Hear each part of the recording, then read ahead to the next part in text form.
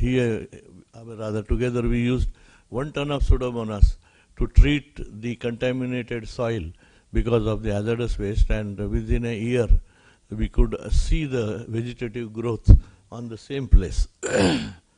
So these are number of examples, but worst possible liquid effluent we can see it has got biological oxygen demand, BOD, is more than 55,000 milligram per liter, which is highest, and COD goes into 1,10,000 to 1,50,000.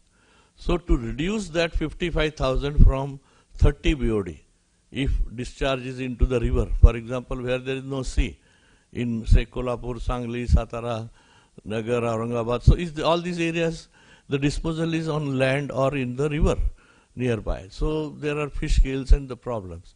So there the application of biotechnology is very, very crucial. Yes. So there is no standard that how much of quantity or concentration of microbe or enzyme we should use to treat X quantity of wastewater, and how much should be the concentration, and what is the result expected. So as a result, this is not happening, and we are seeing lot of pollution because of the distilleries. Similarly, there are other sectors, food sectors is there, then pharmaceutical, other industries, chemical industries, textile industries, where or paper industries, where the enzymes and biotechnology. So there, I hope we have such standards in near future, and they should be notified properly. There should be a proper development of those standards, but unfortunately we do not have regulators who are present here. But I am sure we will convey this need and will circulate the paper to them. I think with this I will stop here, and we'll continue with the next session, because we have some delegate speakers from outside who are available online. So I'll stop here. Thank you.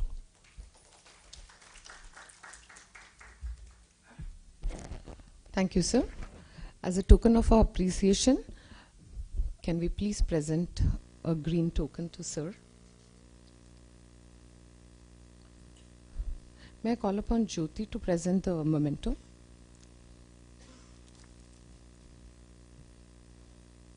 Jyoti is a trustee member at BEA.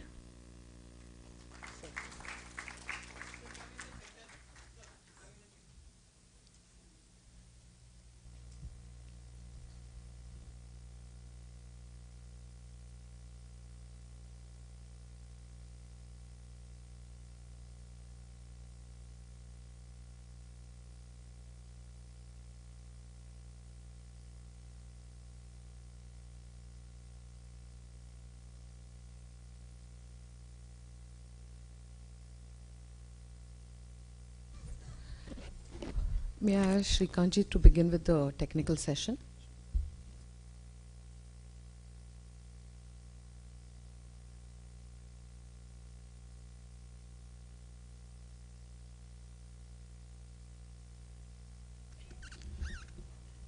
All right. Very good afternoon. I'm Shrikant, founder trustee, Bioenzymes Entrepreneurs Academy. Distinguished guests, esteemed chairpersons, esteemed speakers, and everyone else here joining us today. It's my great pleasure to welcome you all to the technical session on bioenzymes for environment sustainability. On the special occasion of Earth Day celebrations, we have gathered here at the University of Mumbai to discuss one of the most pressing issues facing our planet today, that is environmental sustainability. The objective of this seminar is to focus on emerging and innovative idea of bioenzymes which have the potential to revolutionize the way we approach environmental sustainability. Our chairpersons today for the today's sessions are Professor Dilip Boralkar, former member secretary, Maharashtra Pollution Control Board, and Professor B.L. Jadhav, principal, GKS College of Arts, Commerce and Science, Thane. They will be chairing the discussion. And we are also privileged to have a distinguished panel of speakers today. They are experts in their respective fields and will be sharing their invaluable insights and experiences with us. Our speakers include Dr. Yong-Yi Ling, Department of Water and Environmental Engineering, Faculty of Civil Engineering, University Technology, Malaysia. She will speak on environmental remediation using green waste, vinegar or ecoenzyme, or we fondly call bioenzyme in our country. So she's going to present a session with a scientific evidence, a technical session with the scientific evidence. And then we have Dr. Join Un. She's an anthropologist, IPMT Malaysia, known for her public talks on environment and alternative medicine.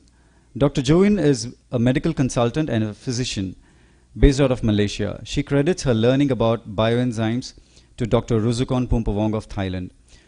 Dr. Join has been using bioenzymes to help cancer patients and community. She carries a wealth of experience having used bioenzymes to solve some of the pressing environmental issues in Malaysia, China, Indonesia, Singapore, Taiwan, and Hong Kong. And then we have Dr. Mansi Bal. She is the National President of Wiki Water Resource Council and Director for Wednesdays for Water. So she will be speaking on technological innovations towards lake cleaning in India. So she has been doing a remarkable work, and she has been connecting not only the country but the entire world.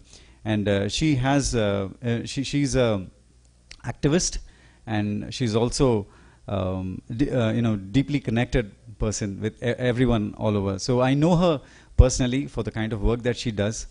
So thank you so much, Dr. Mansi, for being here.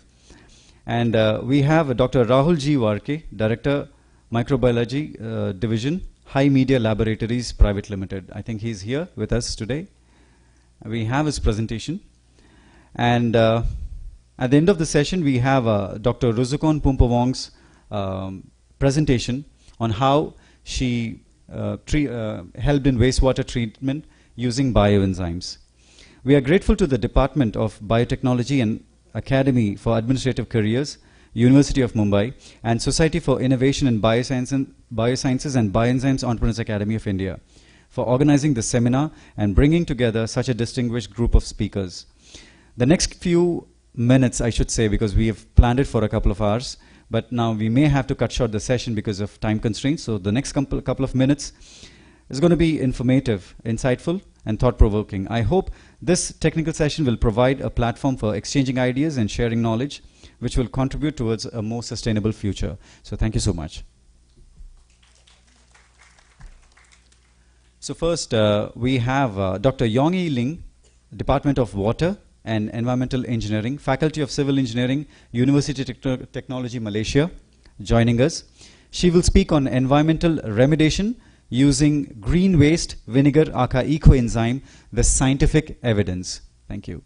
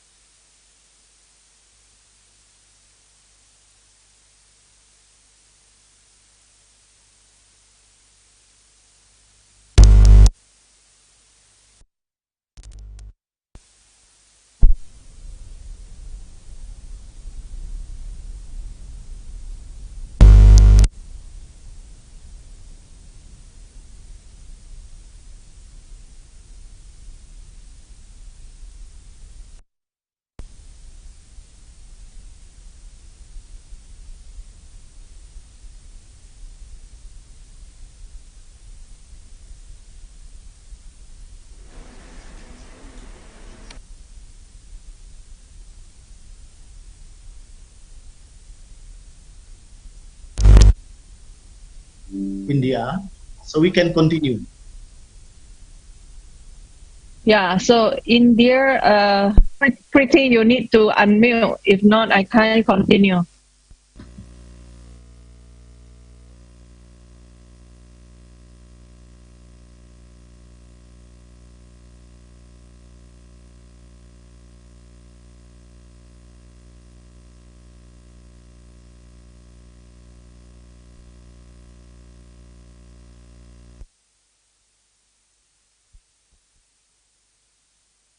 You need to unmute yourself there. The India, pretty, you need to unmute. Pretty, you need to unmute. Please, you need to unmute there. Yeah. Okay. Okay. Thank you. Okay. Huh. I'm going to start again. Yeah. Okay. Yeah. Today, my objective is to reduce global warming. So now people are saying global cooling. Yeah, in New Zealand over here, there is no summer. So I don't know what happened now, the weather.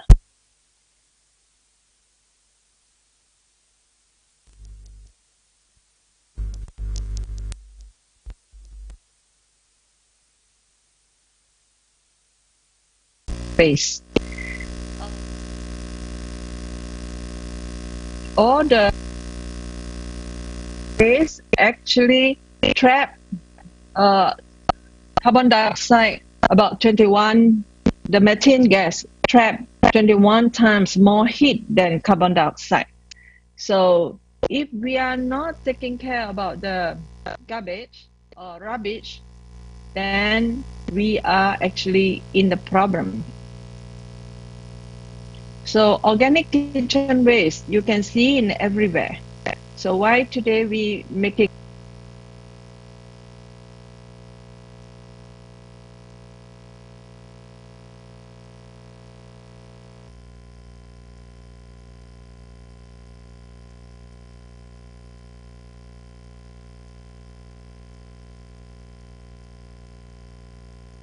and when we protect, when we make enzyme, and enzyme can help in various areas like sustainable society and personal healthcare, and also in environment. So we are reduce the garbage, and also it help in agriculture. So for better health and clean environment. She is Dr. Rosukun, my dear teacher. In year 2006, she told me that why the weather is so hot and how to green our environment by using the garbage. And that time, when she told me about this, I have no idea. But after 17 years now, we have many provens. And I understand what my teacher, Dr. Rosukun, talked about this. She always told me that change the world. Not a few people have done a lot. Is that everyone did a little bit. Everyone do a little thing, then we can help. And today, because my time, we have a little time, only half hours, and I would like to share with you about the ecoenzyme impact on the ecological system. Yeah. Afterwards, I will invite our team people from Indonesia. She will tell you about the situation in landfill in Indonesia. She is a head of regional planning and development, Mandano city government, and she will tell how the enzyme help in the area, especially in the landfill. And also, Dr. Osu could tell us that enzyme can help in water, especially in the ocean, and also in the waterways. So later, we have another person. He will talk about the water pollution, how the Great Fall polluted water has been clear in about 1.5 or 2 months it become true. So he is a Minister of Environment in Bangli. And they will tell you the story, because I think the interesting is we see the proof from it, not only what I say. Yeah. So why people in many countries they are doing enzyme and they have a good result by seeing by themselves. And after the test, they have a lot of tests and they find this thing. So for me and for everybody here, organic waste, is it the problem or the potential? So it changed. It reduced the carbon dioxide, hydrogen sulfide, methane in the landfills. And also it changed the water pollution from grade 4 to grade 2. And all this is by what? It's just by the garbage. From where? Every household. So if people convert their garbage at home into useful, like in India, people call bioenzyme, not only protect the earth, will also make human beings live in a non-toxic air, and food will be kept away from toxic. Simple action, economy matter. Each of us can improve the environment where we live. And how to make enzyme? Very easy. 1 ratio of brown sugar, 3 ratio of kitchen waste, and 10 ratio of the water. And we need to ferment for 3 months. Yeah. So in this case, if everyone we turn our garbage, and then you can see bioenzyme green the earth. If not, the garbage will make our environment more polluted. This is our choice whether we want to have green environment or toxic environment. And just the time is so limited, we can share more about enzyme, garbage enzyme, or eco enzyme, or bioenzyme in the technical. I think Priti, who in India, she can do much work. But today, I would like to introduce to you all that the proof how it's helped. And I think this will give a lot of support on this. So, Lini, are you ready? Can you share on the landfill? Okay, I Yes. am ready. Yes, now you can share it. Okay.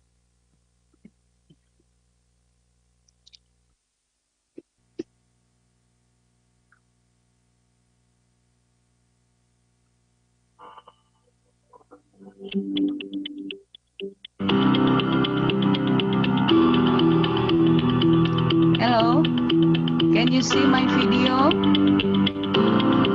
Yes, Okay. but the sound, yeah.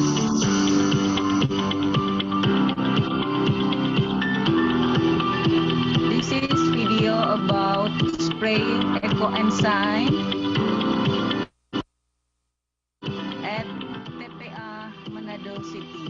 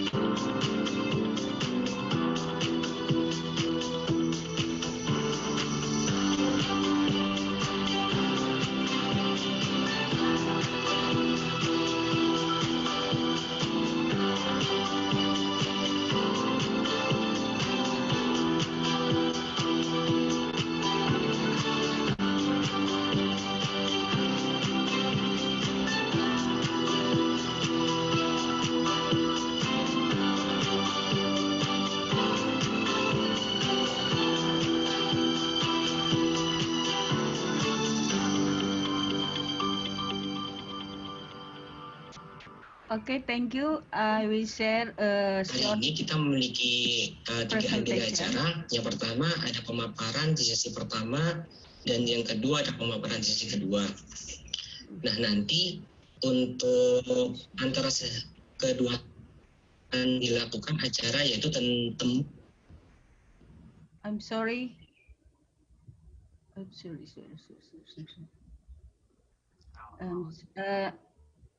Sorry, I will share my presentation.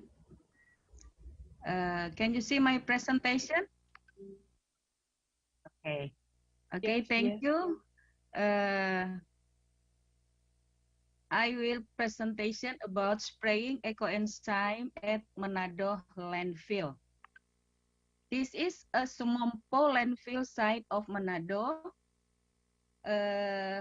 We have 4 piles. 1, 2, 3 are old pile, and number 4 is existing active pile. This is a location. Every 2 weeks we spraying with ecoenzyme. And then at Sumopo landfill are 4 main gas such as hydrogen sulfide, methane, carbon monoxide, dan carbon dioxide.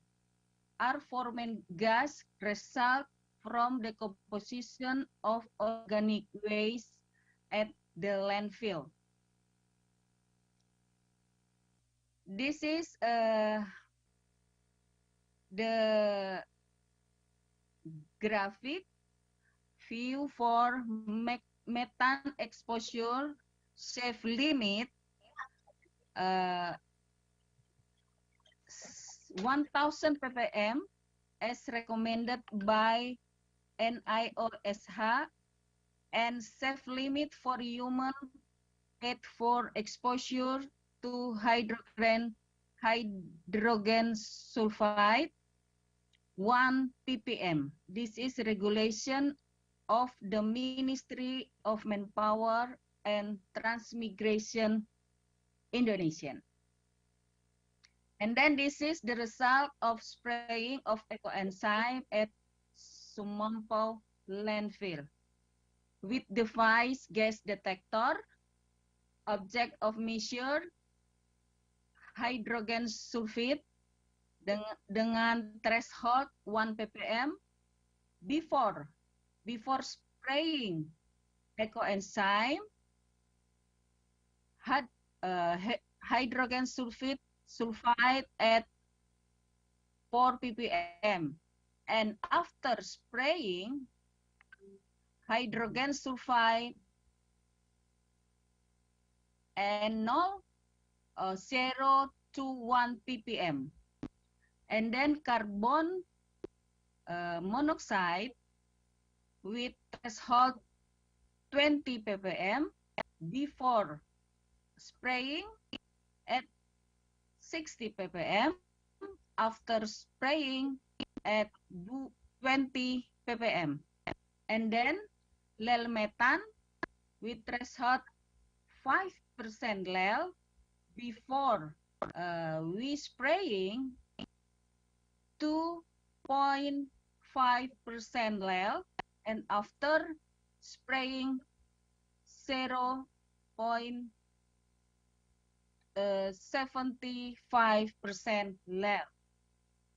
And then for methane with threshold 1000 ppm before spraying, more than 2000 ppm after spraying, less 500 ppm. Sorry. And then for conclusion, spraying at ecoenzyme at Sumompo landfill starting of 5 June until present with a mixture of 1 to 5 is proven to reduce methane. It was recorded to reduce from 2000 ppm to less 1000 ppm. We spraying everyone in 2 weeks and closely monitor when the methane concentrate reaching 500 ppm, ecoenzyme was resprayed. Measurement of hydrogen sulfide was started by October 5, 2021 with result under 1 ppm based on regulation of Minister of Manpower. As comparison, we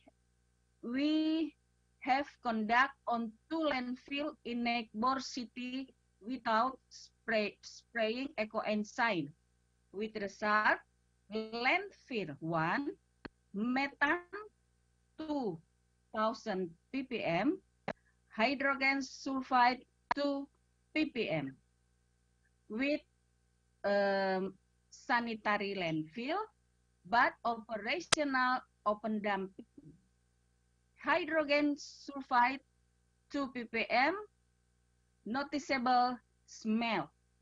And landfill 2, methane to 700 to 1600 ppm, and hydrogen sulfide 5 to 10 ppm with sanitary landfill but operational open dumping. Hydrogen sulfide 10 ppm very smelly. Those 2 inspired landfill with ecoenzyme show that the spraying of ecoenzyme 1 to 500 can reduce methane and hydrogen sulfide at the safe level in the landfill area. Thank you. My presentation.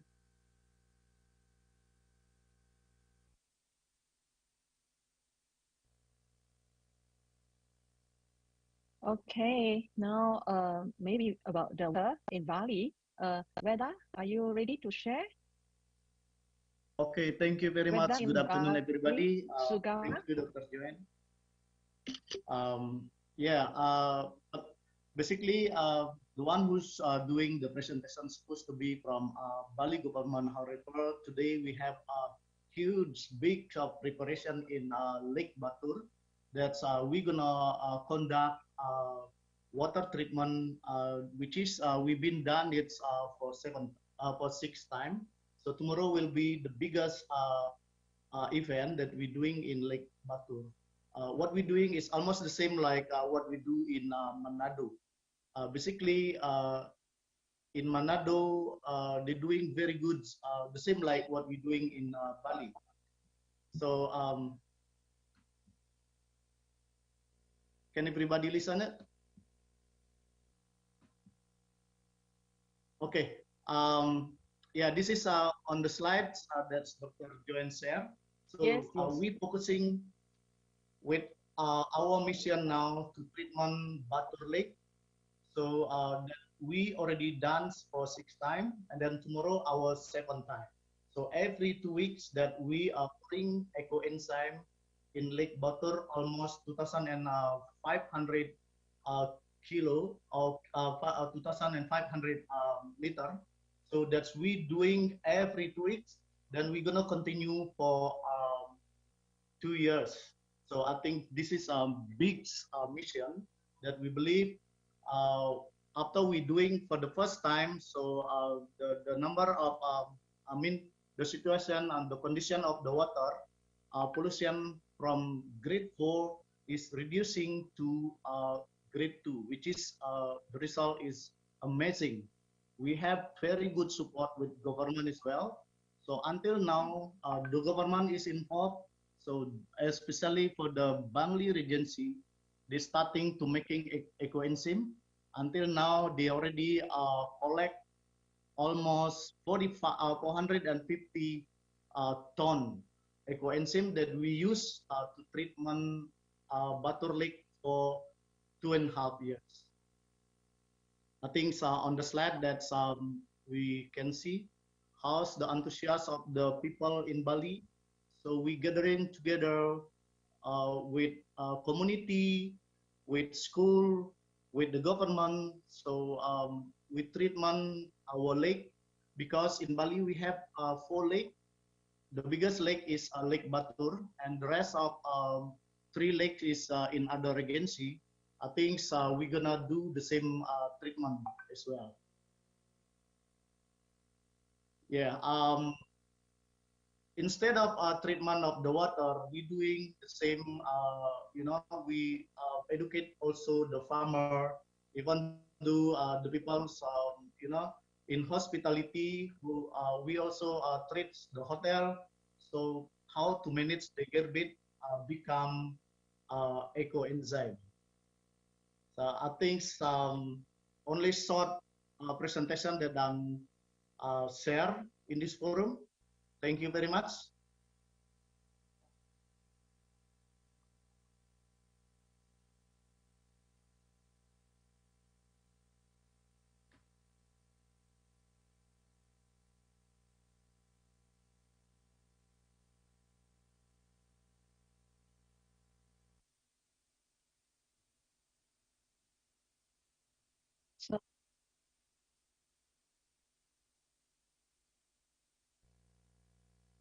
So, are you able to hear me now?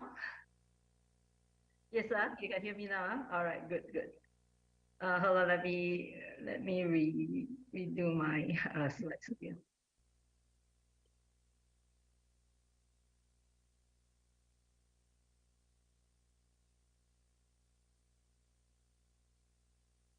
Are you able to see the screen now? Not yet. How about now? Yes, sir. All right. Great. Okay. All right, a very good afternoon, and sorry for the technical glitch just now. And I'm actually very honored to be able to be here. So just now you see what Dr. Joanne and the friends from Indonesia that actually they have already been presenting on the results that you showed on environment as well as on the landfill.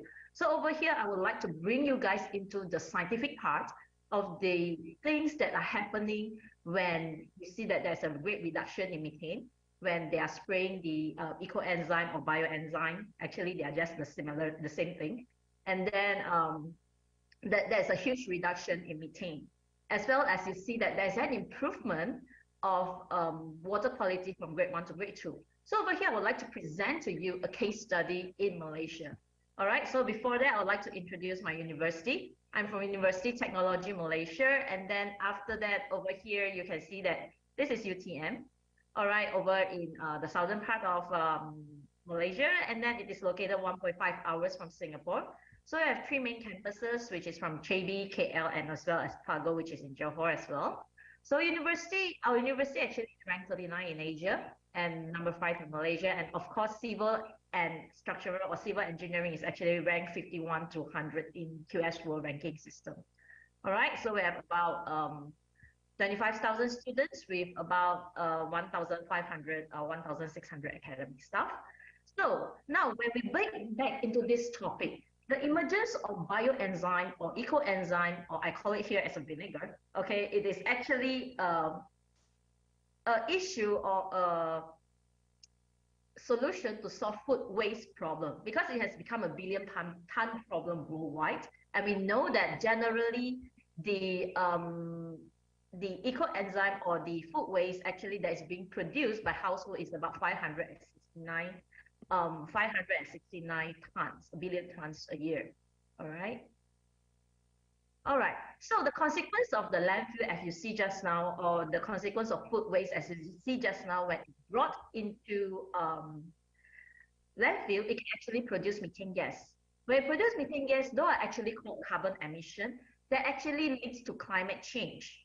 Okay, what are we so-called the climate change, if some of you who doesn't know? Actually, and those food waste that actually contributed to our greenhouse gas emission is about 6% globally. Okay, so the climate change, when it happens, it can cause extreme drought as well as extreme floods. So meaning that you can see that over here in the part of India and Malaysia, initially when maybe extreme floods can occur in about 100 years, okay, but now they may turn into between 5 years to 25 years. Like for example, in Malaysia, just past few months or past month, we have actually experienced a very huge flood in Johor that have never been flooded, in places that have never been flooded before. So actually, this is part of the impact of the climate change, actually. All right, then of course, we face water pollution issue. As you can see in many places, not only in India, it also happened in Malaysia, in Indonesia. Okay, due to the development, and sometimes there are also like illegal discharges or direct discharges of pollutants like wastewater into the river, or actually from agricultural runoff as well. All right, and then we have seen that in India, we have done a few works that has been published in articles that actually the application of ecoenzyme or bioenzyme to domestic wastewater, they seem that they have actually a percentage of reduction in the organic matter as well as in the bacteria. All right, and then of course when they use it in, this is from India as well, when they used to treat freshwater bodies, it seems that they increase the dissolved oxygen. Okay, they improve the bio-oxygen demand, okay, or biochemical BOD or COD, which is organic matter, is being reduced, okay, to the permissible level. And then after that, there's also validation of a bioenzyme or ecoenzyme that is being poured into a large river bank. And then you can see that there's a reduction or improvement of pH and reduction of the organic matter, which we term it as BOD and COD. Okay, BOD have a slight increase, okay, because of the acetate or the vinegar content inside the ecoenzyme or bioenzyme itself. Okay, but overall, it can help to reduce suspended solids as well as the overall organic matter. So this leads me to, like, when I read this paper, I say that the properties of bioenzyme, to me as an environmental engineering scientist, I would think that this is a pollutant. But why? Why does this help in improving? What are the mechanisms that actually involved in improving the water quality? So therefore, it's like we conducted a field test, okay, with a group of local community. They are volunteers, okay, from, of course, they are Malaysia Ecoenzyme Group, and then of course from the residents around, living around the lake area. So actually, we do a field test on a natural iron occurring lake, okay. So if I alone, I don't think I can do it. It really has to be a collective effort from everyone. Okay, so what does high iron concentration do? Actually, high iron concentration in a lake environment or in any water environment can negatively impact the effect of entire ecosystem. It binds with environmental toxins such as lead and arsenic, which I think arsenic is quite an severe issue in India as well.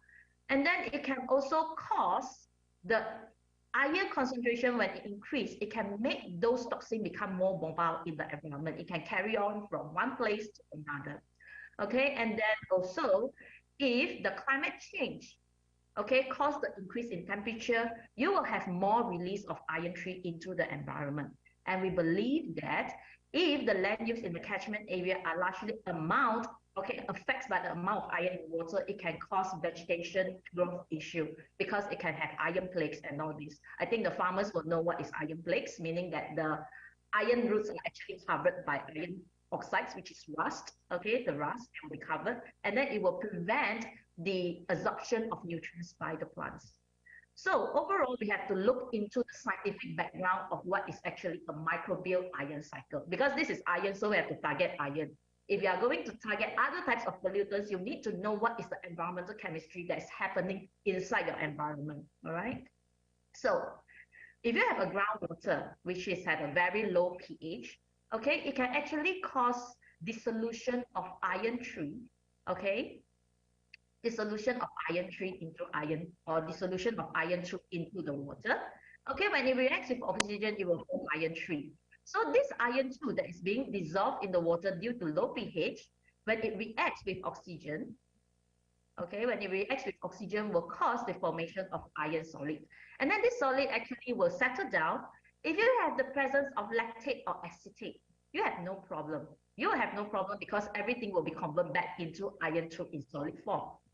But because the environment is lack of lactate and acetate, okay, so therefore it causes iron 3 is unable to reduce to iron 2. Okay, iron 2 is something that is required by the plant's growth as well. So therefore, when you have an environment where you have a lot of iron precipitates or iron solid in the environment, what will happen is you will see your plants is not in green color. They were always in brownish in color, like a burnt color onto your leaves. Okay, so before that, how do we know that ecoenzyme or bioenzyme actually produces vinegar? So in the environmental terms, we call it anaerobic digestion. Anaerobic digestion would mean that it will convert your organic matter, okay, via hydrolysis process into alcohol, volatile acids, acetic acid, carbon dioxide, and hydrogen. Okay. However, and then after that, you would think that, hey, maybe it's like you produce methane and carbon dioxide, isn't it? But this will not occur in bioenzyme or ecoenzyme or vinegar or powder because you have a production of acetate. Okay, when you have production of acetic acid, the pH is very low. Everyone will agree that bioenzyme or ecoenzyme has a very low pH. Okay, this pH will stop the production of methane and carbon dioxide because the bacteria of producing methane and producing methane, they can't really survive. And of course, the carbon dioxide actually can be converted back into acetic acid. Okay, so therefore, we know also that acetate is the food for bacteria. Just now in the earlier morning when you hear about the inaugural speaker talks, they talk about that bioenzyme is also food for bacteria. Yes, it's true, because you have acetate inside, all right? So to design the amount of bioenzyme to be employed in the environment, okay, we have to know the properties of bioenzyme because we cannot just simply dose in something that we do not know what is the properties inside. Okay, because in environment, we always talk about nature. We always talk about the balance in the environment is very important. Okay, nature talks about balance. When it is imbalance, when it's something positive or negative is too much, okay, something will tend to, some problems will tend to happen. So this is the same as when you're treating the environment. So we need to know the properties of bioenzyme, and this is conducted using APHA method. Okay, it's a standard method for examination of water and wastewater. So what we did is, yes, the pH is very low, and then the total suspended solids very low as well. Okay, and then the organic matter inside is about 27,000 milligram per liter. And always remember, okay, when you are going to pour this, you need to know what is the organic matter content in your environment first. If your environment has a 10 milligram per liter, for example, of COD, I don't think you want to pour this in, okay, because this is very highly concentrated organic matter. And then your ammonia is about 70 milligram nitrogen. And then because it is 70 milligram nitrogen per liter, so therefore it makes it a very good fertilizer, okay, as well as phosphate. Okay, nitrogen, I believe farmers will know that it is for the growth of the leaves. And then for phosphorus P, okay, it is for the growth of the roots, okay. So ammonia and phosphate are very high over here. Okay, sulfate is not of a concern. And nitrate is also very high. It's about 16.8. So in the environment, it should be around 5 milligram per liter only. Okay, and then nitrite is about 1.3. And then chloride and fluoride, of course, it is also way above the environment. So when we are trying to use bioenzyme or ecoenzyme to treat an environment, we really have to do it carefully and meticulously. So for this, we're coming back to this topic, when we are trying to remediate, okay, when we're trying to remediate the environment, okay, what will we do if when we added bioenzyme into the iron environment, what will happen was, okay, the ecoenzyme or bioenzyme will actually reduce the iron solid into 3 into iron 2. Okay, iron 2 is something which is beneficial for the plants, okay, whereas iron 3 is not. Okay, when you reduce this, okay, the solid, it brings down to the ground. Okay, even though you have incoming groundwater, you have incoming of dissolved iron 2 and convert into solid iron 3, you can always reduce it back to iron 2. So remember in the earlier slides, we said that lactate and acetate is important for the iron cycle to keep this cycle continue. Okay, so therefore we dose in bioenzyme. Then, of course, at the same time, because it is an anaerobically environment, okay, an environment without oxygen under the soil, then you will release phosphate. Okay, when you release phosphate, it will release ammonia as well.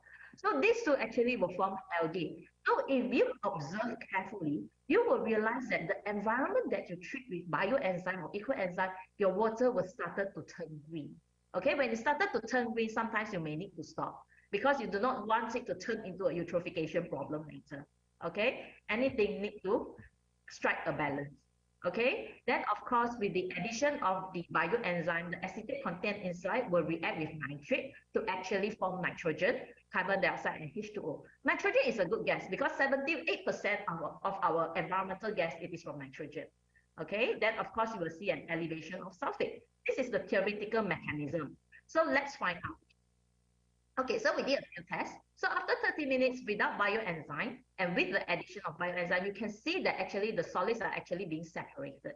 Okay, the reason why, because bioenzyme or ecoenzyme actually they would have these properties or bioflocculant properties. Okay, and then after 24 hours, it will be settled down. Okay, so therefore, when you are pouring this into the environment, mixing is very important.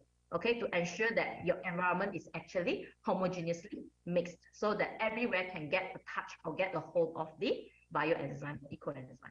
All right. And then from earlier, we know that the reduction of iron 2 or transformation of iron 3 into iron 2 is by acetate content in bioenzyme. So therefore, from here, initially I tried to test, okay, in the pond 1, where we have no addition of bioenzyme. Over here, there are 4 ponds, okay? So normally in the first pond, I use it as a control, meaning that I don't add any bioenzyme inside. And the solid iron 2 is actually 62%. Meanwhile, the dissolved iron 2 is actually quite low together with solid iron 3. But then when we added bioenzyme into our 3 ponds, the remaining 3 ponds, pond 2, pond 3, okay, this is not pond 1, it's pond 2, pond 3, and pond 4. So what will happen was we see that there is an increase in the percentage of solid iron 2. Okay, the solid iron 2 become at least about 68%, 77%, 80%. So means that it actually helps to transform the iron 3 into iron 2. This is actually scientifically proven. Okay, so it promotes the iron intake when in the form of iron 2. Therefore, it is important for chlorophyll synthesis in the plants. Okay, so if you have any soil that have issues related to iron, you can actually use bioenzyme or ecoenzyme to actually treat it. Okay, to transform the soil from iron 3 into iron 2. Okay, and then after that, we have also proved the theory that actually the acetate does reduce the nitrate, because we see that during our dosing, the red color line here is actually our dosing. Okay, the dosing, when you see, they are actually blank days. The blank days are the days that we don't actually dose ecoenzyme in due to MCO that time. We conducted this during our movement control order that time. All right, so you can see that after we continuously dose, then the nitrate actually reduced. But then, of course, it will also have some increment because it's like we stop dosing and then we can't continuously dose. All right. So it proves that actually, as they said, this gives us the nitrate. And then for phosphate, actually reduction of solid iron 3 can cause the dissolution of phosphate, so that we can see that here there's an increasing, okay, phosphate. This is pond 4, I think. All right, so there's a increase in the phosphate.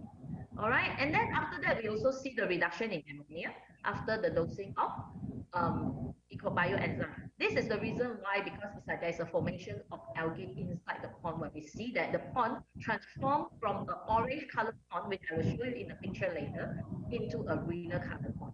Okay. Then after that, of course, the dissolved oxygen, we see a spike. Okay, because there is the algae form, and then of course algae produces oxygen to the lake. All right, so we apply the bioenzyme residue, okay, or the ecoenzyme residue on iron contaminated soil, and then we can see that initially everyone will know that this bioenzyme residue is orange in color, okay, normally orange in color or dark orange in color. Then after that, you will see that after day 5, it becomes black in color. This is due to oxidation processes of the residue by the environment. Okay, then after that, in order to confirm that it does transform the soil, what we did was I took a picture of the tree soil. One is the soil that is exposed to air. You can see that it is orange in color.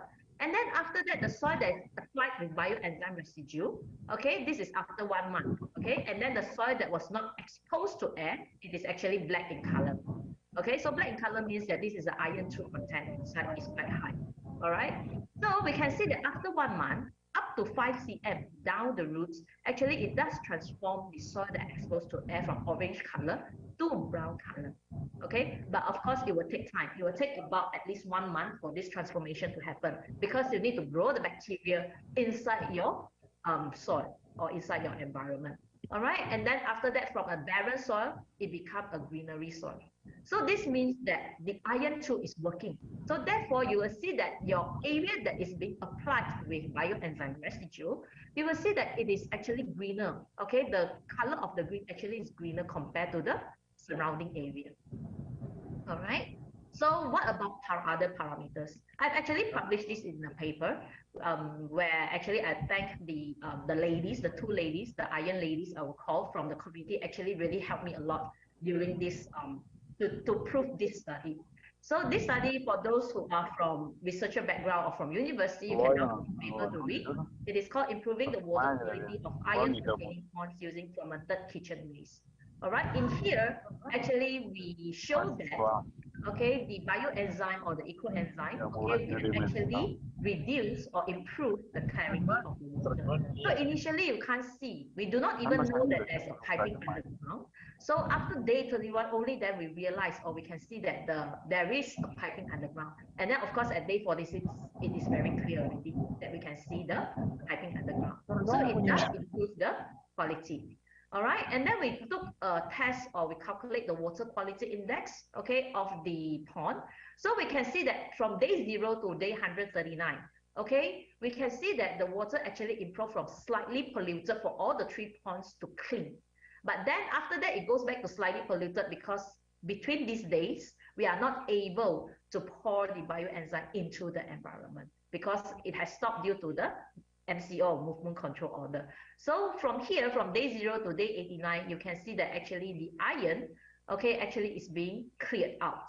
Okay, it's being cleared out. And then over here, you can see that the water, which is orange or brown, orange in color or red orange in color, has been transformed into greener. Okay, it has transformed it into greener. And then the conclusion is acetate content in bioenzyme actually can promote the reduction of solid iron 2, 3 into solid iron 2, and reduce nitrate and forming nitrogen gas. It can cause dissolution of phosphate from sediments. It can also cause dissolution of phosphate, okay, from small amount of algae, okay, and then increase the dissolved oxygen. And then, of course, bioenzyme, it possesses the capability to transform iron 3 to iron 2. But, of course, when you are going to do bioenzyme in the environment, please, please, please proceed with caution because overdose of bioenzyme can lead to another pollution issue, especially eutrophication, which is something that you do not want it to happen because it contains high organic content and nutrients. Therefore, again, it needs to be meticulously utilized. So always test your environment, consistently test your environment. Don't just think that you can just pour and then after that you just leave the environmental like that and then without doing testing. Always test, okay, what is going, how is it going to be like. Always partner up with the university researcher. I believe that they can help you to actually monitor all these parameters. All right, so over here, I would like to do a special thanks to the funding support that provided by Persatuan Enzim Alam Sekitar Johor and Be Success of a company, as well as, of course, it will not be successful without the volunteers that is helping us actually pouring the enzyme consistently without fail, which like is what is Indonesia in Danau Batur is doing now. Thank you very much for your listening. And I hope that if you have any question, you can just let me know or you can just text it with anything. Thank you.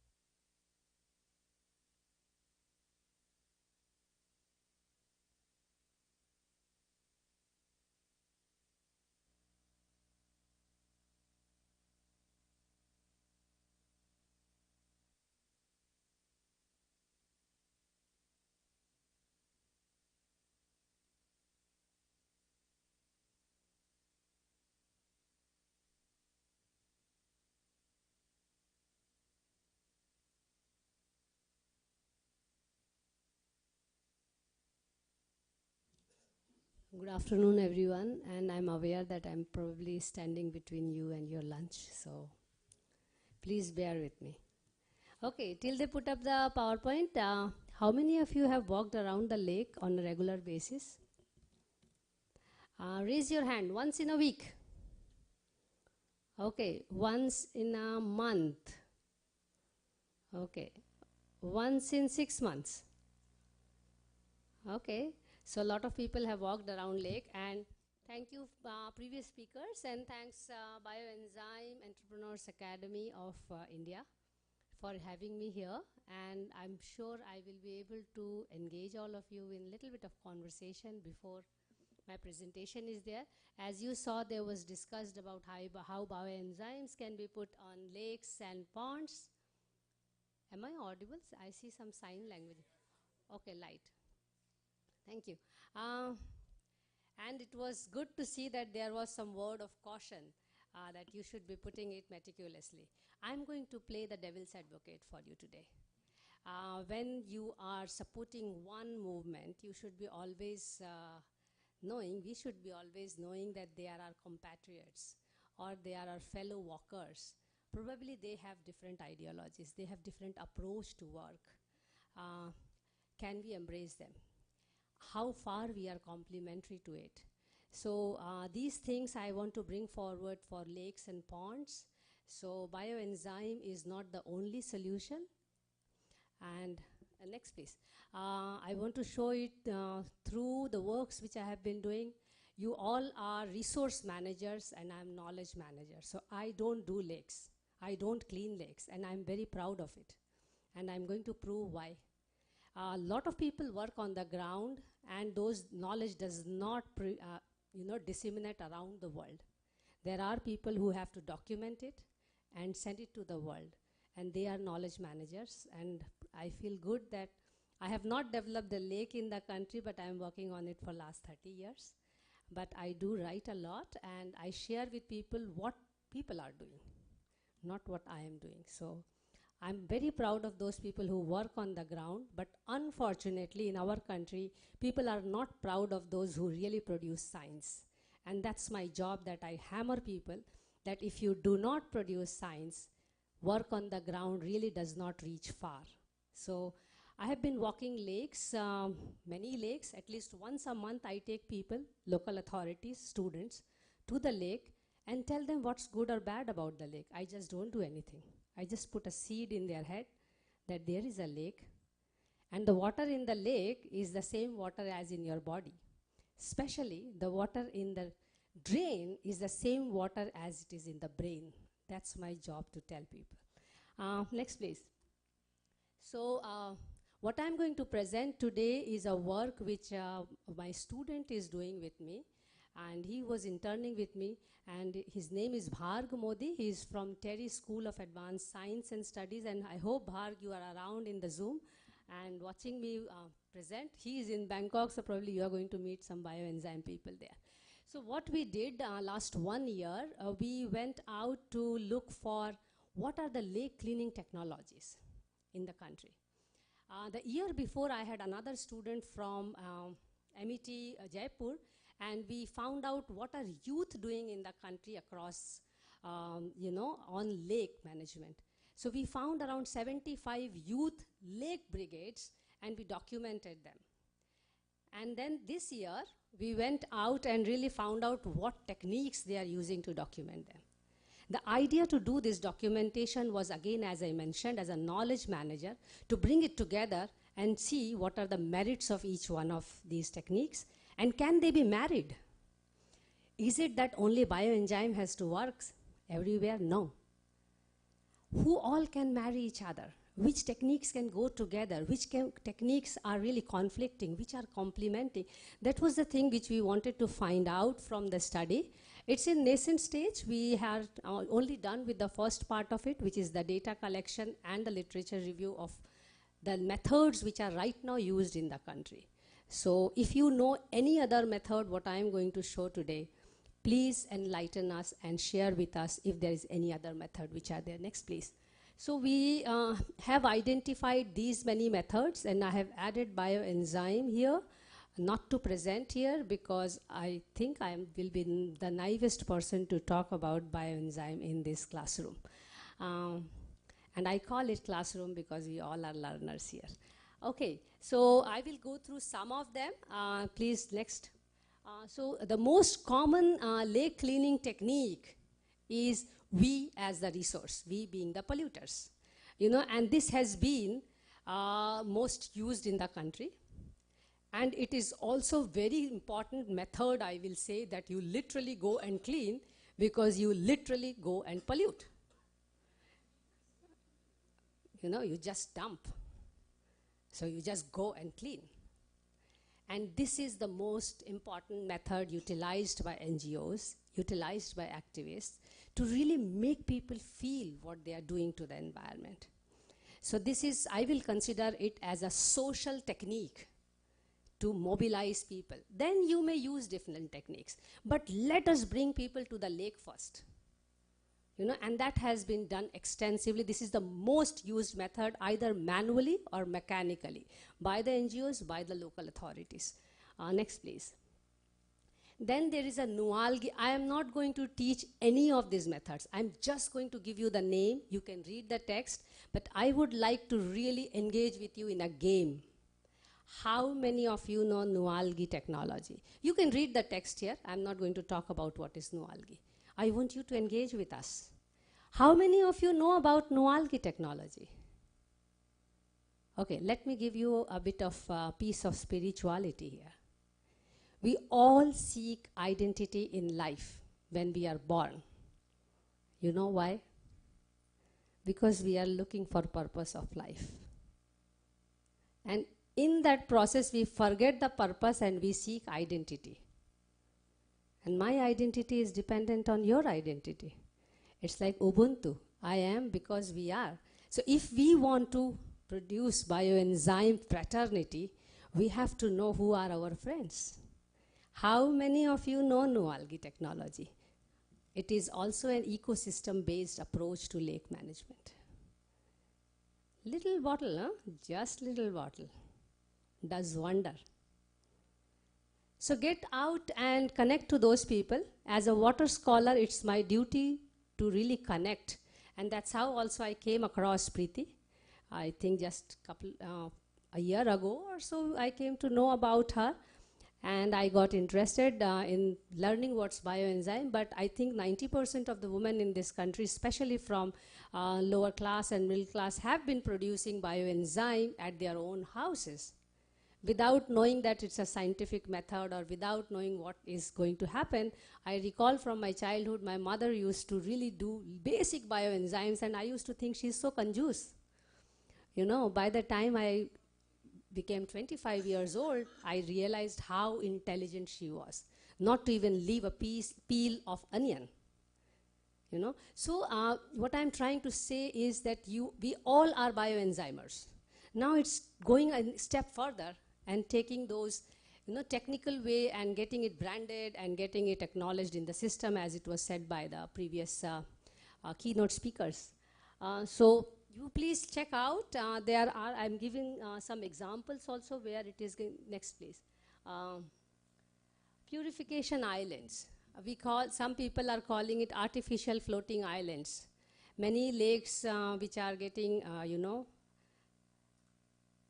these methods. What does it do? Please engage with me because that's how I like the presentation. It's not my presentation, it's our presentation. What does it do? Yes, please.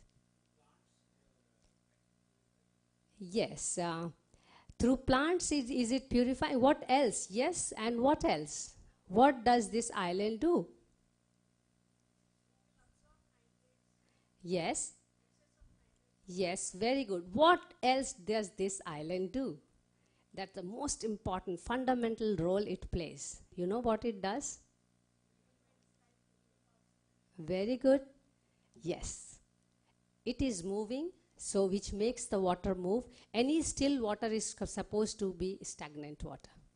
So it is producing natural oxygen and that used to be done by fish in the past, by the way. Nowadays, many ponds, people don't like fish. And there are people who are vegetarian and vegan, they say that there should not be fish in the pond. A pond is not a pond, or a lake is not a lake without the aquatic life. And this is something which has to come out very clear, and most of the techniques which we are going to see. So it's a very simple technique, but the idea, first idea of its injection is to really create more oxygen in the water. Let the water move so that more oxygen is produced. Next, please. Pilot cleanup system. These are, very simple, sophisticated machines. Also done in India, by the way. Hyderabad is using it extensively. Other cities are also using it. As I mentioned, I'm not going to go through the text, but I would like to know from you, have you seen this in any lake when you have walked around? You have seen it, right? Pollution. Oh, you see the pollution. Thank you so much. Have you seen the machine? Okay. Anyone who has seen these little machines which are floating in some of the lakes, which are actually piloted by some NGOs or scientists in the country? This is not upscaled project. Yes, sir. Yes, it is there in Mumbai. Yes. So these are very simple, very economic machines. So when local authorities are looking for large projects, and each lake really costs around 2 crore to 20 crore per year of maintenance, we can really go for something simple which can stay around. So if you have not seen them while you are doing your own techniques, you may like to see if it can marry this technique with you, so that the results are faster. Next, please. Okay, accelerated anaerobic composting. What do I mean by this when I'm talking about lake and ponds? What is it doing? Anyone who has seen water hyacinth removed by the local authorities? Yes, sir.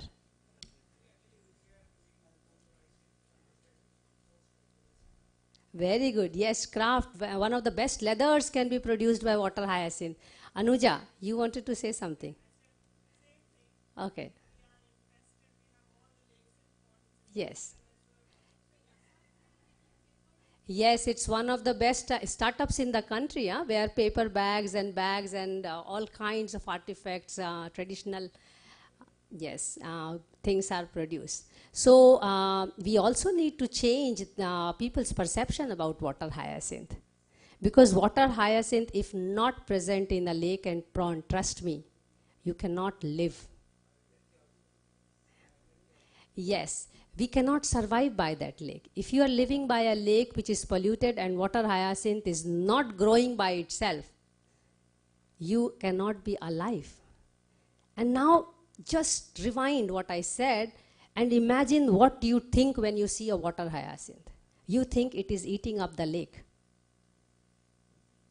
Actually, it is making us live by dyeing the lake. I use harsh words because I really want to reach your heart. That's my job as an educator. Okay? So please pardon my harsh words, but as I mentioned, I am like this and I'm fine with it. Okay? So please bear with it. Okay. This is the best manure one can produce for farming. Why are we using urea? Do you know where urea comes from? Yes, please. Yes, where is it coming from? When did urea get introduced to the society? Green Revolution. I object, Your Honors. Yes.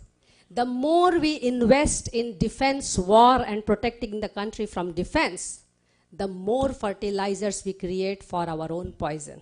So in war, we can be killed by a bullet shot. In fertilizers, we are slow poisoned.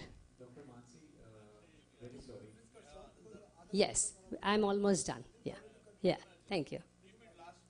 Yes, yes, yes, okay. Yeah. We have 2 more presentations after this.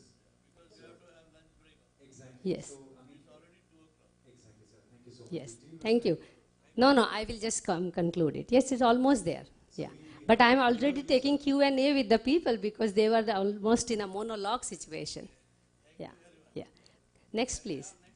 Yes. No, I will go with the conclusion. Yeah. Let's give the opportunity to the speaker to present, and once the speaker presents it, then probably we can take a call on the No, I will not ask you questions now. we have two more Next, please. so yeah, we understand. No, that's fine. I will actually conclude. Next, please.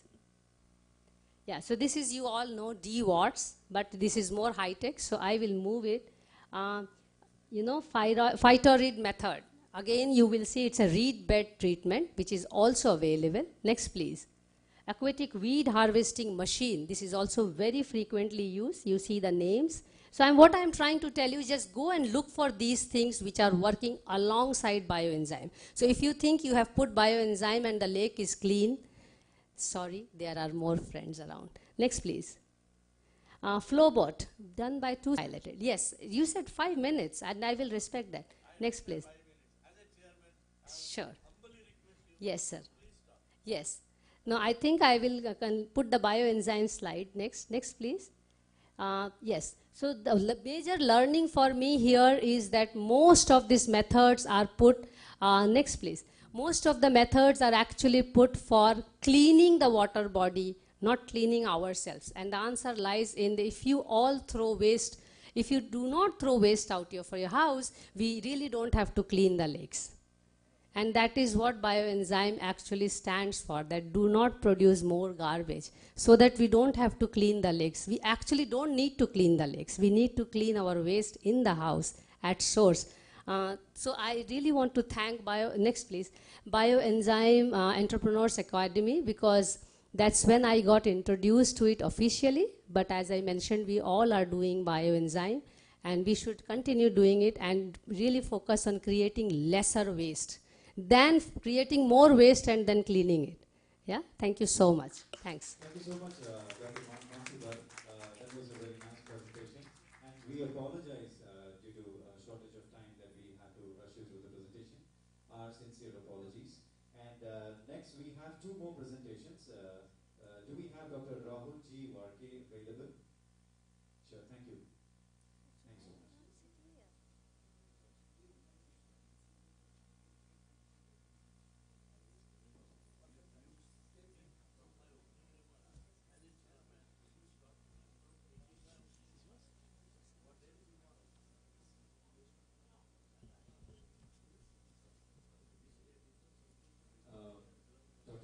Yeah, so I wanted to ask you how much time I have. I'll finish it off in that.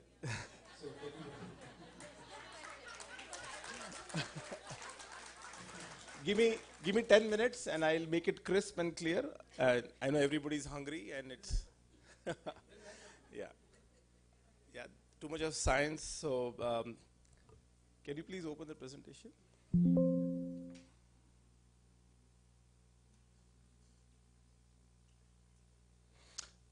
So I'm going to be talking about a little bit of industry's approach towards sustainability, and we as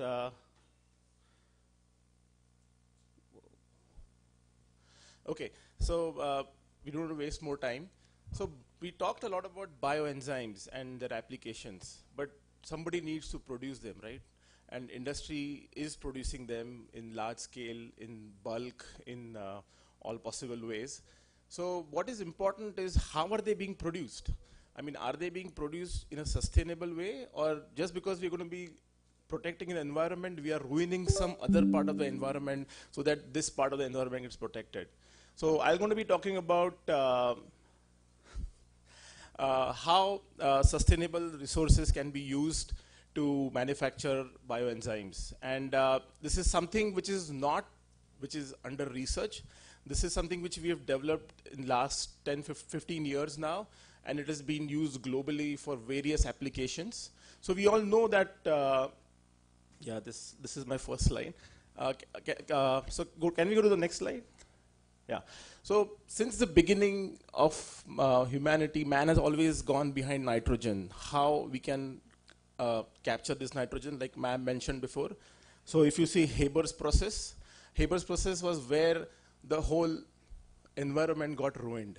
I mean, Haber and Bosch, they got Nobel Prize for it, for inventing, fixing ammonia from air. So there's a very interesting book called The Alchemy of Air, where they say how the world was in a big pursuit of getting nitrogen into the soil so that they could produce more food, they could produce more agriculture, and then more animals and everything. They were successful, they got Nobel Prize for it, but in that 1 century, we ruined our entire environment because we went after excessive farming, we went after excessive animal husbandry, and followed by dairy. So the industrialization of food, which happened in the last one century, has come to this point where we need to really start and look into the resources we are utilizing. So the main aim for fixing nitrogen was food, farming, and fermentation. Since we are talking about enzymes here, fermentation is very important. And I'm sure you as biologists, when you try to make bioenzymes, you always use a live system, like a bacteria or a fungi, or now we are using a lot of mammalian cells. So here, you would first want to know how can I grow the cell using a good nitrogen source. So next slide, please. So the sources of protein used, so I'll come back to fermentation now, because we've talked enough of food, we've talked enough of farming, and we know it's a revolution again necessary for changing. There is a lot of changes being undertaken by this government to bringing sustainable agriculture, organic farming, and but let us talk about fermentation, which is our topic today, how to sustainably produce bioenzymes. So over the last 1 century again, since Louis Pasteur and Robert Koch first were culturing their bacteria and producing biomolecules or different byproducts, they went to the animal origin as a protein source or the nitrogen source. Over the years, they went to milk because milk was abundantly available. And then we also started producing a lot of milk. So milk became a very big source of nitrogen. Soybean. Soybean is a different world altogether. I don't know if it is good or bad as a food, but it is definitely not a bad option as a source of nitrogen for bacteria. But that is also not sustainable anymore because of the excessive use of synthetic agricultural fertilizers. And last is yeast. So yeast, you'll say, yeah, what's wrong with yeast? I mean, it naturally grows. No. 99% of the yeast, I would say 100% of the yeast, which is grown all over the world, is grown with sugar molasses. And the two main sources of sugar molasses is sugarcane, and in the West is beet sugarcane, is beet molasses. So we all know that how the molasses industry is, what kind of pollutants. Sir just mentioned before the talk that how Maharashtra is dealing with its own challenges with 50,000 BOD, that is the effluent coming out of a molasses plant. So yes, yeast also is not an option, though it is cheap, but it cannot sustain. If you're looking at, so what is the point in growing a bioenzyme using yeast and then throwing it in the environment, which is again going to get cleaned through the same bioenzyme. So we need to look into other options. So next slide, please. I already mentioned this, how industrialization, next slide.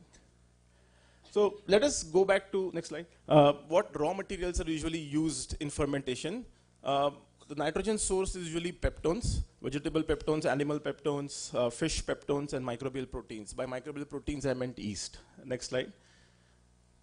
So the answer to this, we discovered this 20 years back, where the problem came in as a mad cow disease. You all have heard of TAC-BAC. It's a mad cow disease that occurred first time in 1886 in Europe. And it passed a big wave, shock wave throughout the biopharma, vaccine, pharmaceutical industries that we cannot use animal peptones anymore. And what was the alternative? So people again started using soybean and yeast. That was the only option left. So going back to the story, there was no other alternative. So we at High Media, we've been making microbiology media for the last 50 years. And I hope you know that this is the first Make in India mission, which was started by our founder in the 70s, that whatever India, these products were not made in India, and so he started making these products. So coming back to our resource, which was easily available in India, we are very rich and abundant in cereals and various millets, which are very rich in proteins. And these are quite sustainable yet, because we can use that by agriculture methods like organic farming and all that. And a lot of these are not mass produced, so they're not as bad in terms of their farming practices as most of the common wheat and other cereals are. Next slide. So this is a slide which talks about, I mean, this number, 1700 tons is a 15-year-old number. Today the requirement has gone up tenfold. So just to give you an example that the global annual consumption of a meat peptone. So this meat peptone which is produced here is used, I'm talking only about industrial applications of microbiology. A lot of it goes in fermentation, vaccine production, making products like beer or fermentations of other food products, but it's all fermentation industry. So globally, let's say we are using 1700 tons of meat peptone. When you make plant-based peptones against animal peptones, here is a simple visual where it says how much carbon footprint does one save. So when you try to make 1700 tons of peptone, you use 57,000 cattle. And yeah, even in India, meat peptone is made using cattle. So don't be shocked that this is not India's problem. In India also, we are the largest producer of milk, so we have the biggest animal husbandry.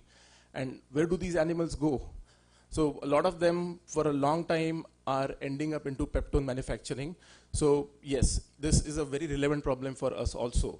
Now, with this new policy, since there is ban on cow slaughter and everything, which is good, I respect that. But this has kind of come down in India, but that doesn't mean we don't import these products into India.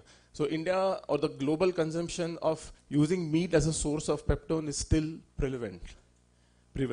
So to make 1700 tons of meat peptone, you need 57,000 cattle, 110,000 tons of grains to feed that cattle, and 10.2 billion liters of water for that cattle.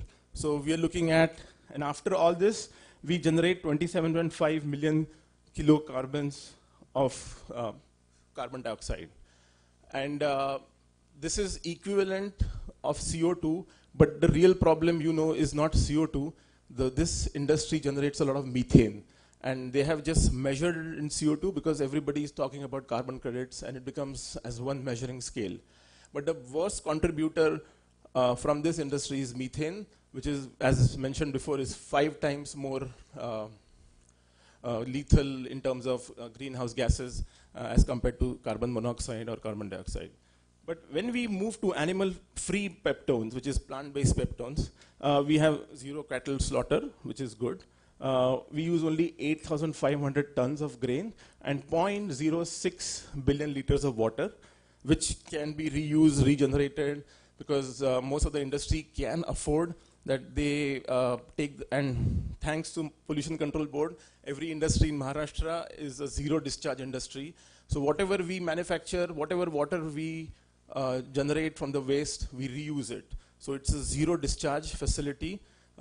And from this, the carbon footprint generated is just 2.13 million kgs of CO2.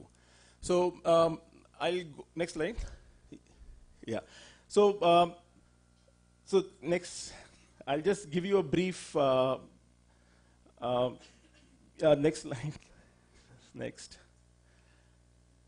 Next slide. Yeah. So this slide, and I'll end it. So you would say, isn't meat a better source for bacteria, fungi, rather than plants? No, it is same, and in some cases we found better responses for some complex proteins which are not, some essential amino acids which are not bioavailable in an animal source are available in a plant source. So the performance is the same, the cost is the same, and there is no, so we at High Media have developed, if you're using a meat peptone, we will give an equivalent of that.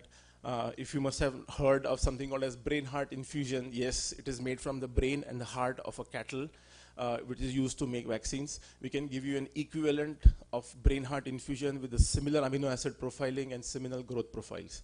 So yeah, so this is a sustainable this thing, and one very important thing here is India, High Media is the only company in the world which makes this. So we have customers right from Europe, USA, South America, and of course in India.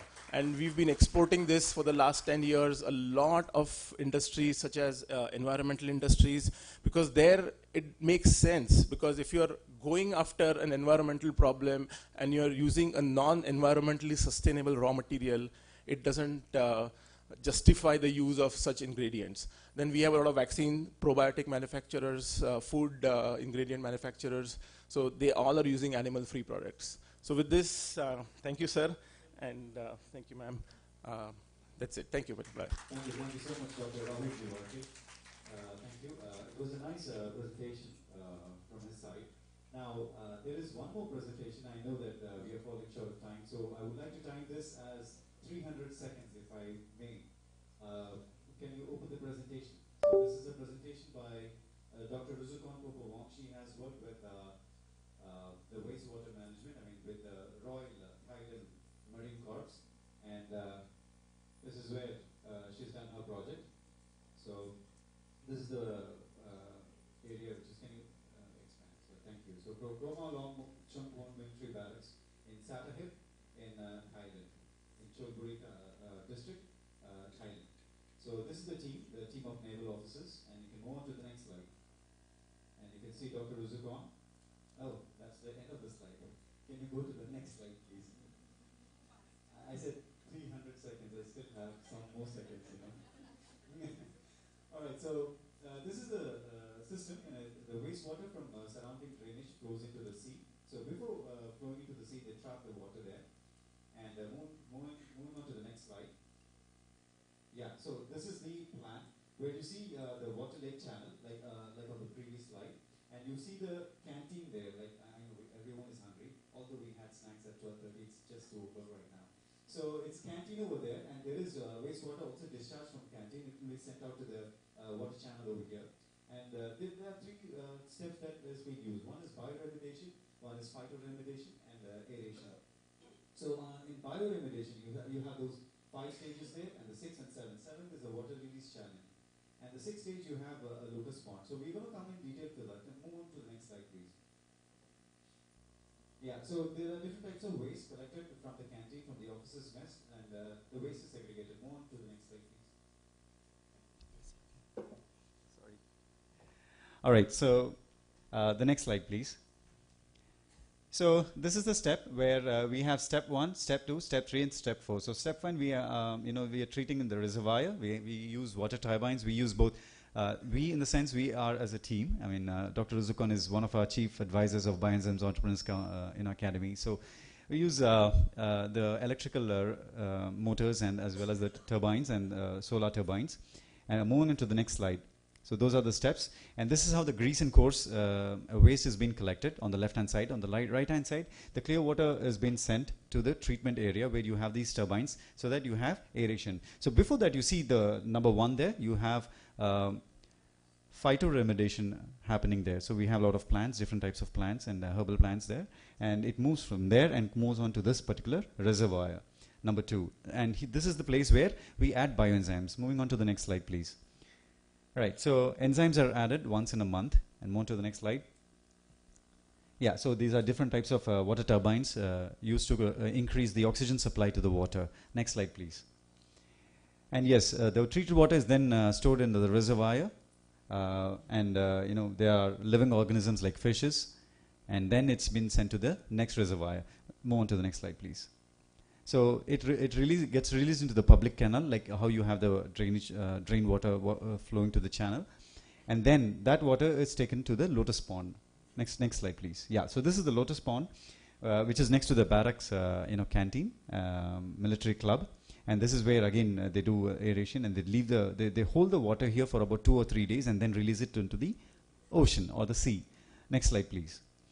So as we said, we use solar and electrical turbines to improve the oxygen levels, create more, give more oxygen to the water. Next slide, please. So you see millions of baby crabs there. Once the water is released through the channel, you see crabs, being there, being propagated there, and naturally. Okay. And next slide, please. And you also see a lot of fishes. I'm not sure if the image is very clear, but there are millions of fishes, and I'm sure most of our academy members who, they had the opportunity to travel with us to Thailand to, experience this. Yeah, moving on to the next slide. So thank you, and God bless you all. There's a message from Dr. Rizukon Pupawong, who has actively, promoting the concept of bioenzymes for the last 35, 40 years. So thank you so much. Thank you. And to conclude the session, and it was indeed a very good session today. I know there was some time constraint, so it's a great pleasure to conclude the G20 summit on the technical aspect, number one. And I would like to extend my gratitude to our esteemed panel of speakers, our chairpersons, Professor Dilip Borolkar and Professor B.L. Jadhav, for their valuable insights. And Dr. Yong Yi Ling, Dr. Jui Noon, Dr. Mansi Bal, Dr. Rahul, thank you so much.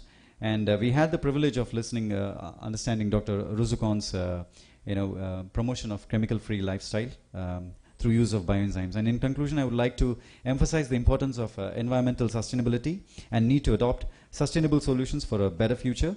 It's through collaborative efforts and innovative solutions that we can achieve our goals for a cleaner, greener, and more sustainable world. I hope this seminar has been informative and thought-provoking, and I thank you all for your participation.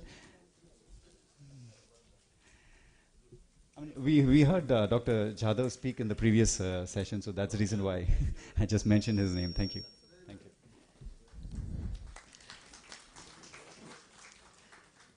Thank you, Shishkanji. Can I ask our President Preeti Rao to felicitate Dr. Mansi?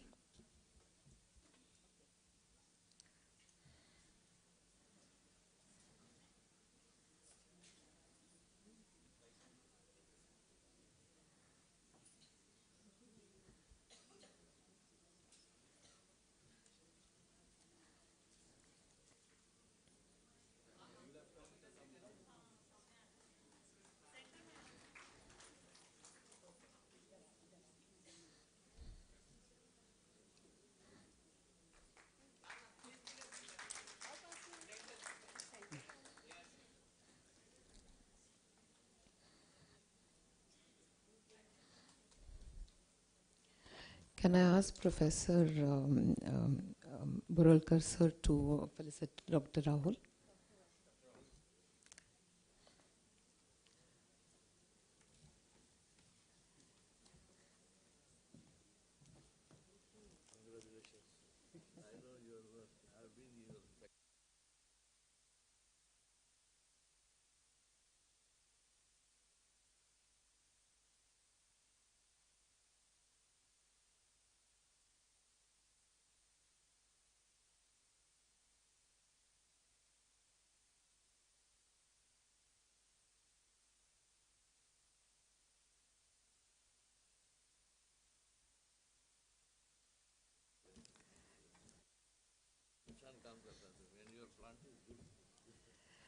Thank you, sir.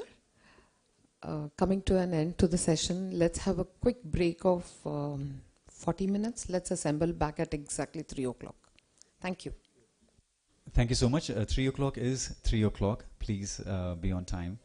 I know, because we'll be late for the next snack break again.